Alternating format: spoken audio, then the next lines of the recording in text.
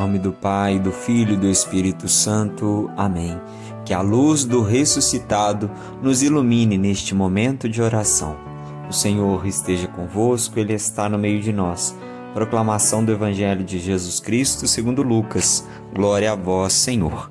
Naquele mesmo dia, o primeiro da semana, 2 dos discípulos de Jesus iam para um povoado chamado Emaús, distante 11 quilômetros de Jerusalém. Conversavam sobre todas as coisas que tinham acontecido.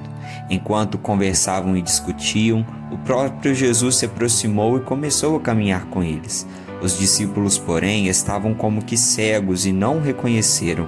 Então Jesus perguntou: "Que ides conversando pelo caminho?" Eles pararam com o rosto triste e um deles, chamado Cleofas, lhe disse: "Tu és o único peregrino em Jerusalém que não sabe o que lá aconteceu nestes últimos dias?" Ele perguntou: "Que foi?"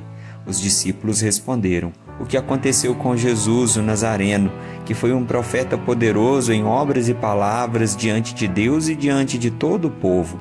Nossos sumos sacerdotes e nossos chefes o entregaram para ser condenado à morte e o crucificaram. Nós esperávamos que ele fosse libertar Israel, mas apesar de tudo isso, já faz 3 dias que todas essas coisas aconteceram. É verdade que algumas mulheres do nosso grupo nos deram um susto. Elas foram de madrugada ao túmulo e não encontraram o corpo dele. Então voltaram, dizendo que tinham visto anjos e que estes afirmaram que Jesus está vivo. Alguns dos nossos foram ao túmulo e encontraram as coisas como as mulheres tinham dito. A ele, porém, ninguém viu." Então Jesus lhes disse: "Como sois sem inteligência e lentos para crer em tudo que os profetas falaram? Será que o Cristo não devia sofrer tudo isso para entrar na sua glória?" E começando por Moisés e passando pelos profetas, explicava aos discípulos todas as passagens da Escritura que falavam a respeito dele. Quando chegaram perto do povoado para onde iam, Jesus fez de conta que ia mais adiante. Eles, porém, insistiram com Jesus, dizendo: "Fica conosco, pois já é tarde e a noite vem chegando." Jesus entrou para ficar com eles. Quando se sentou à mesa com eles, tomou o pão, abençoou-o, partiu-o e lhes distribuía. Nisso os olhos dos discípulos se abriram e eles reconheceram Jesus. Jesus, porém, desapareceu na frente deles. Então um disse ao outro: "Não estava ardendo nosso coração quando ele nos falava pelo caminho e nos explicava as Escrituras?"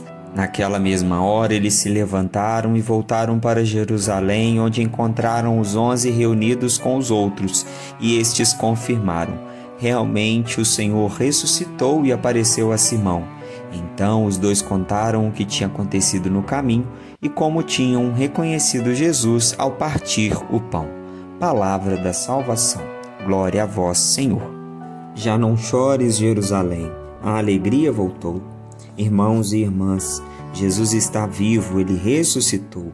Sua vida foi planificada após sua entrega amorosa em favor da humanidade para que todos tenham vida. No entanto, tal entrega extrapola a compreensão e o entendimento humano, tão acostumado com a retribuição, com a troca de favores.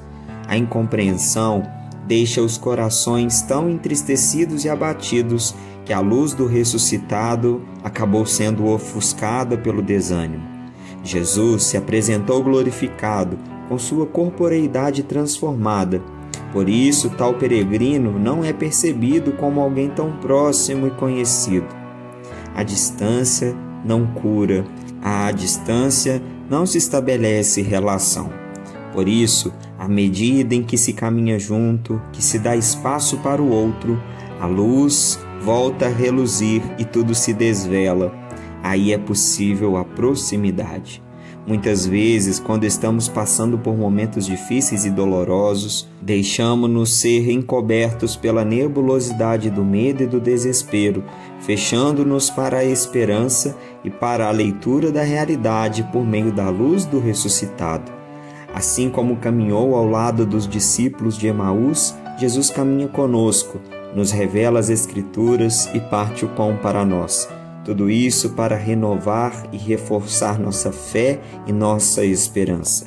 Portanto, não fechemos o coração para a luz verdadeira, a luz da vida, a luz da consolação.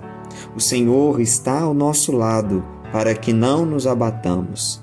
Façamos essa experiência maravilhosa da proximidade e, a exemplo daqueles 2 discípulos, levemos essa feliz notícia principalmente àqueles que mais precisam. O Senhor esteja convosco, Ele está no meio de nós. Que venha sobre vós, sobre seus familiares e aquelas pessoas que mais precisam, por intercessão de Nossa Senhora, a paz e a bênção de Deus Todo-Poderoso, Pai, Filho e Espírito Santo. Amém.